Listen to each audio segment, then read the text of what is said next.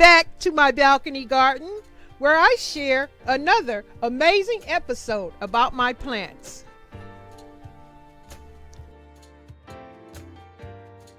Y'all, this is another update of those flower seeds that I sprinkled in this pot.